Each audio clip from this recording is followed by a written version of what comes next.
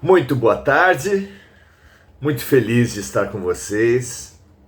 Gosto muito desse nosso exercício, desse nosso grupo, desse nosso cantinho. Uma tarefa em meio a dezenas, centenas, milhares de outros grupos de estudantes, nem melhor nem pior do que ninguém. Um momento, uma prática de conhecimento, autoconhecimento, de estímulo à prática do bem.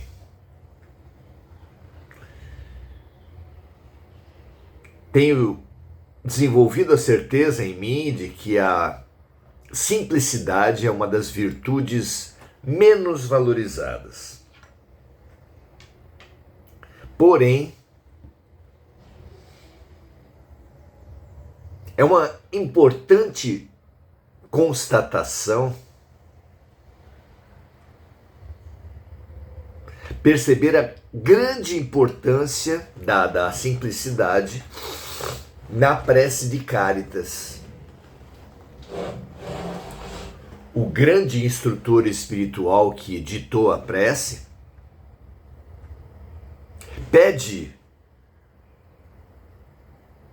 oportunidades, consolos, curas, fortalecimentos para todos os tipos de situações, pessoas, posições. E no final, como último pedido, prometendo uma recompensa gigantesca, ele fala da simplicidade. Dai ao viajor a estrela guia, ao aflito a consolação, ao culpado arrependimento, ao espírito a verdade, à criança o guia, ao órfão o pai. E no final ele pede, dai-nos a simplicidade, que é o espelho onde se vai refletir a vossa santa imagem.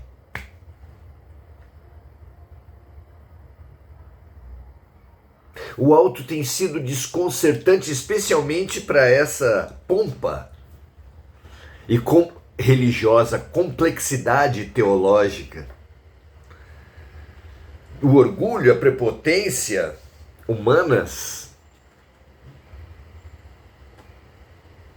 gera posições risíveis, ridículas, desmascaradas por chaves legadas à humanidade pelas grandes almas, como chaves como a humildade, a simplicidade, atributos dos luminares, absolutamente distintos, opostos mesmo, àqueles atributos apresentados pelos ditos seguidores dos luminares.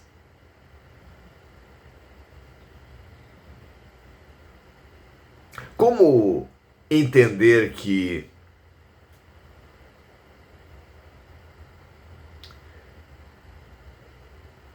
Mahatma Gandhi, Madre Teresa, Irmã Dulce, Sócrates, Buda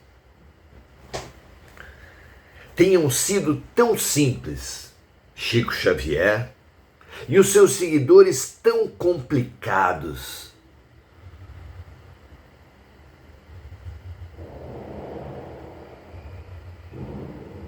Não é? Porque Jesus foi simples, o Cristo foi simples e os cristianismos tão complicados. O que vocês acham? Pegue um livro sobre Sócrates e um livro de filosofia moderna.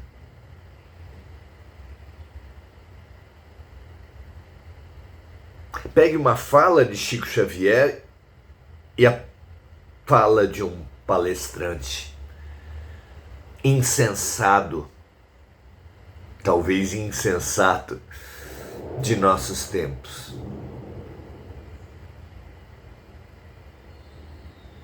É desafiadora essa diferença, essa dicotomia, e é sobre ela que nós vimos conversar hoje. Olha só. No livro O Consolador, livro muito importante da codificação espírita, Emmanuel e Chico Xavier, são feitas 411 perguntas a Emmanuel, passando em revista uma boa parte do conhecimento humano nas suas três vertentes: ciência, filosofia e religião.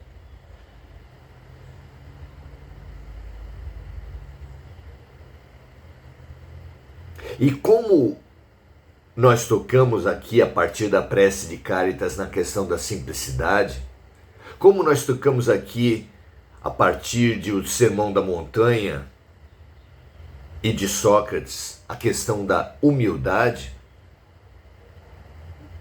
também é apresentada a Emmanuel a questão do sacerdotismo e do profetismo, de como podemos ver o papel que tem sido exercido pelos sacerdotes e pelos profetas. Muito, muito interessante. Vamos ver a pergunta e a resposta? A pergunta é de número 279. Levanta-se a questão seguinte a Emmanuel: os profetas hebraicos representam o papel de sacerdotes dos crentes da lei? Profetas são os sacerdotes para os crentes da lei? A resposta de Emmanuel não poderia ser mais clara e lúcida. Vejam só, em todos os tempos houve a mais funda diferença entre o sacerdócio e o profetismo.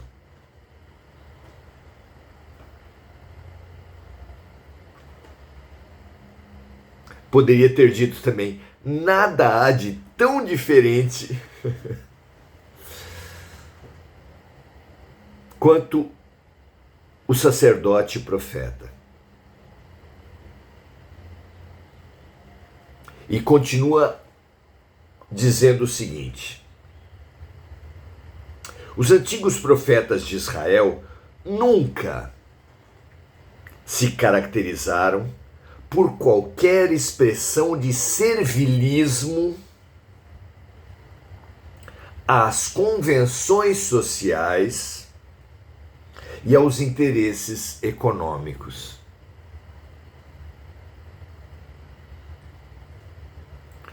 Olha só o que ele está falando aqui. As pessoas que integram, que representam instituições humanas,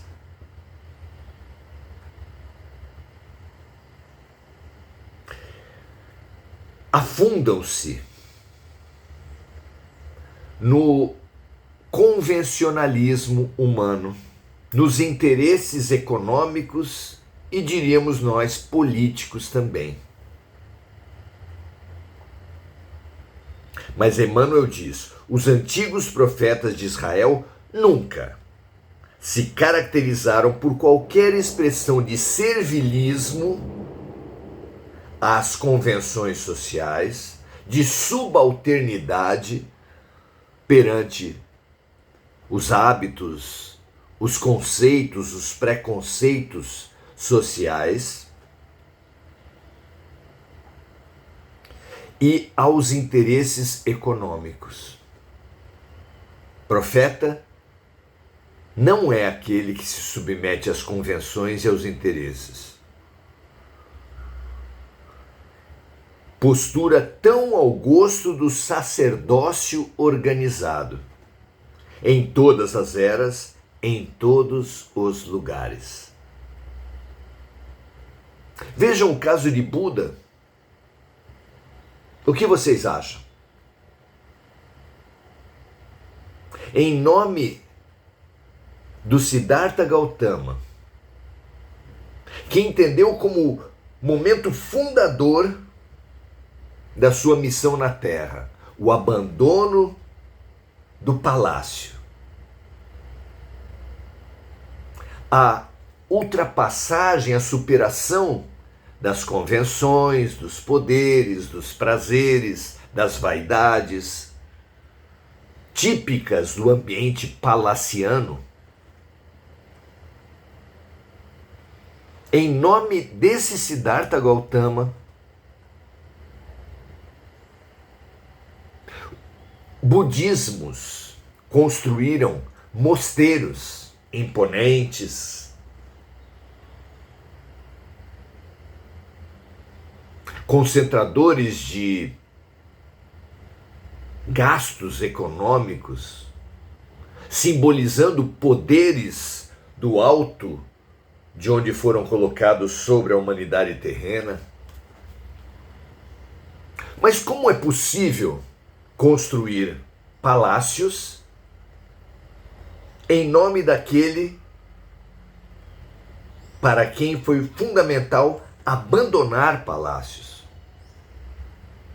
E com Cristo foi diferente? Fez-se guerras em nome do príncipe da paz. Também palácios em nome daquele que não tinha onde recostar a cabeça. Roupas douradas, muito ouro, em nome de Jesus.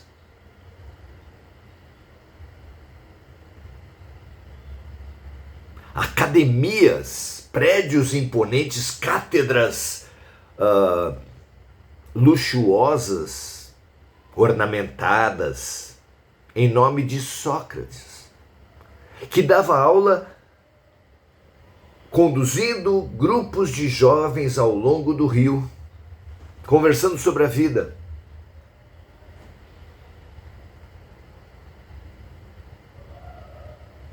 O que acontece com os seguidores que não seguem? Por quê? Os sacerdotes, os seguidores, os professores,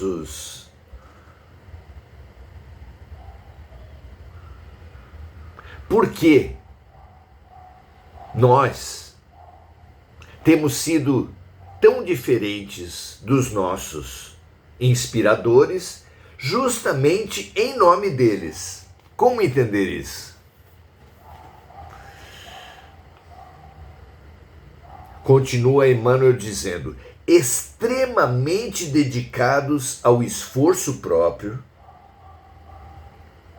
os profetas não viviam do altar de sua fé, mas do trabalho edificante. Fosse na indumentária dos escravos oprimidos ou no insulamento do deserto, que as suas aspirações religiosas sabiam povoar de um santo dinamismo construtivo. Nos evangelhos, erguem-se figuras como João Batista, que é descrito como vestindo pele de animais, comendo mel e gafanhotos, vivendo no deserto. Ergue-se. Maria de Nazaré, vivendo com João nos arredores de Éfeso, simplesmente atendendo os necessitados. Ergue-se Paulo de Tarso, ex-candidato às riquezas, nobrezas, poderes e convenções do Sinédrio,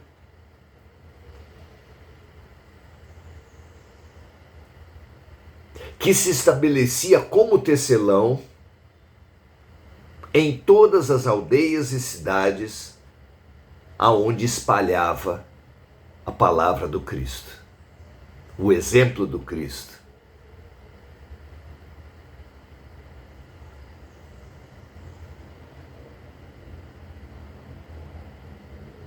Porque Deus, o Cristo, colocou como grandes mestres do espiritismo em terras brasileiras os pretos velhos.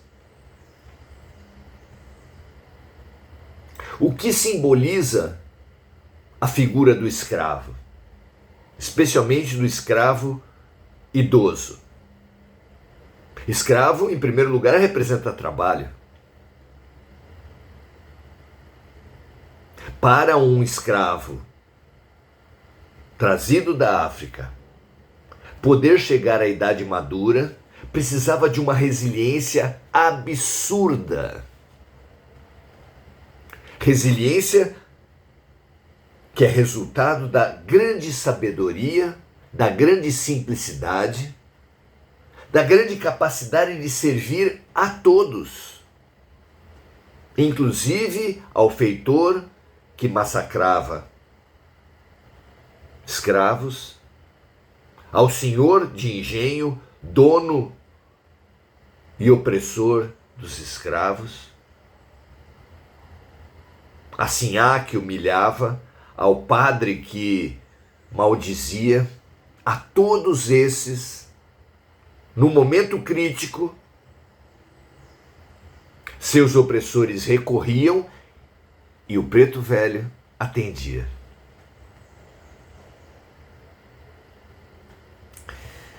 É de uma beleza fantástica que lembra muito a imagem do sândalo, uma árvore que tem o lenho perfumado,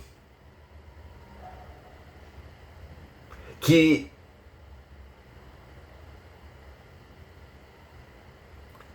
perfuma o próprio machado que a corta. É o preto velho. Não são imagens inspiradoras?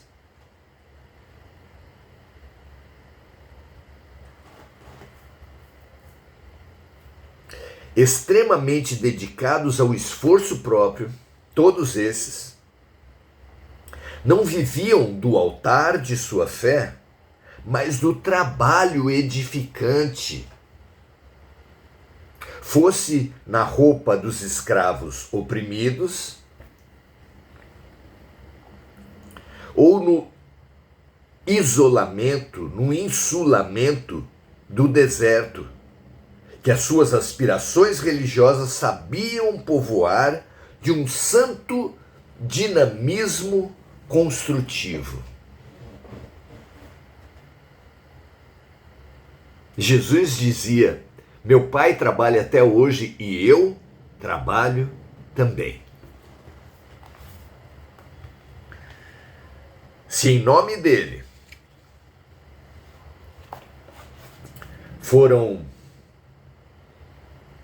se apresentaram à sociedade tantos ociosos, gordos,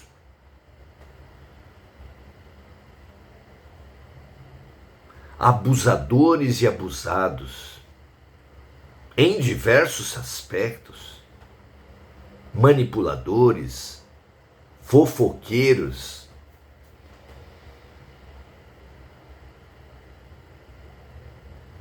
é a nossa tragédia. Quão altos são os profetas, quão baixo foram e vêm sendo os sacerdotes. Que jamais se confunda Mesmo que os sacerdotes se digam Pedro, mesmo que os sacerdotes se digam representantes de Deus na terra. Ao contrário, quanto mais altos os sacerdotes se colocam, quanto mais embrulho se coloca num presente, mais se revela a clara desimportância que tem dentro das caixas.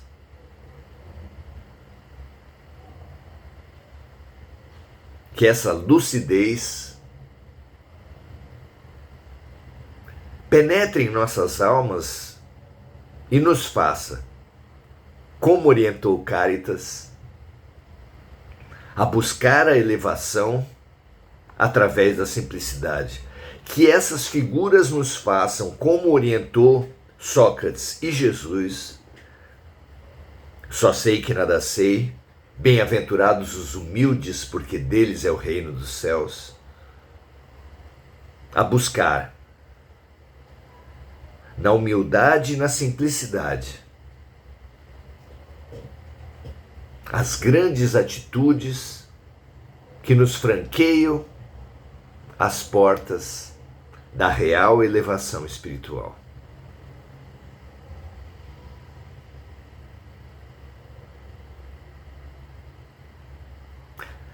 Busquemos o discernimento, a chave fantástica deixada pelo Mestre em tudo, em todas as instituições, religiões, teologias, palestras, livros, analisando todos os exemplos espirituais que vierem à sua frente. Aprenda a discernir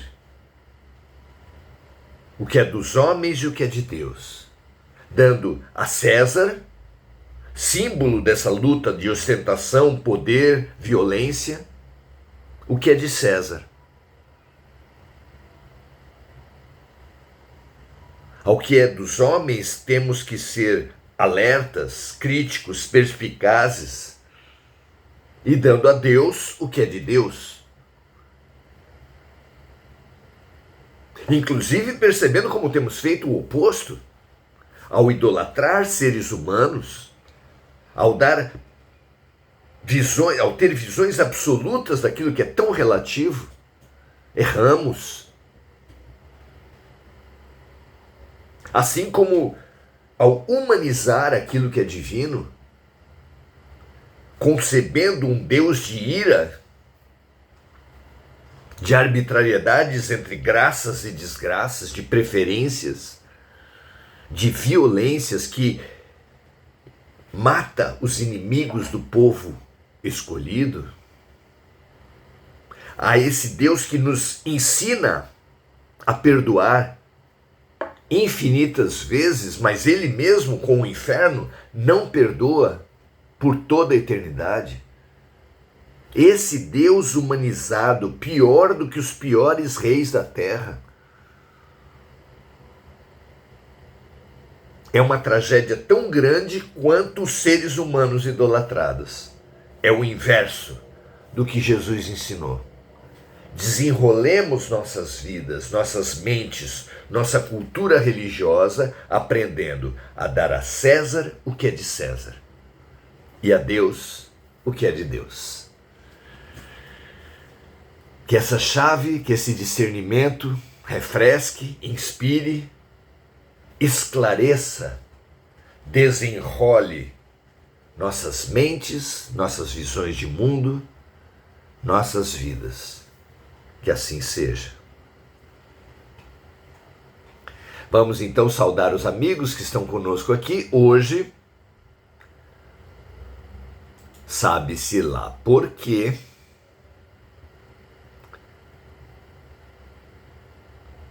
Não há comentário de muitas pessoas aqui. Não tem importância. Vamos saudar na figura de Marco Aurélio Trindade, que fala dai-nos amor.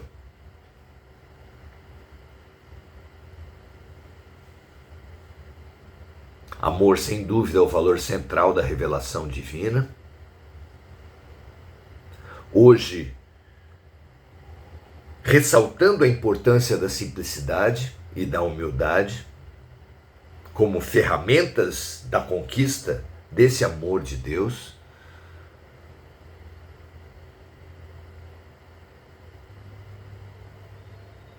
Que nós compreendamos o projeto pedagógico de Deus para nós. Paremos de brigar com esse projeto pedagógico, como brigamos com as lições difíceis, com os remédios amargos, porque só assim, aprendendo com as lições difíceis, nos curando com os remédios amargos, poderemos avançar espiritualmente. Um grande abraço a todos, um prazer estarmos juntos. Amanhã, domingo, 17h30, estaremos aqui no Jesus e a Criança, terminando o nosso curso, nos propondo a mais um momento de reflexão, de encerramento do nosso curso, talvez a última aula, vamos ver como é que as coisas se conduzem desse curso, renovando a nossa alegria, a nossa disciplina, a nossa boa vontade nesse nosso processo de aprendizado. Muito feliz pela presença de todos, um grande abraço. Compartilhem se entenderem que esse momento pode ser produtivo para alguém e até amanhã.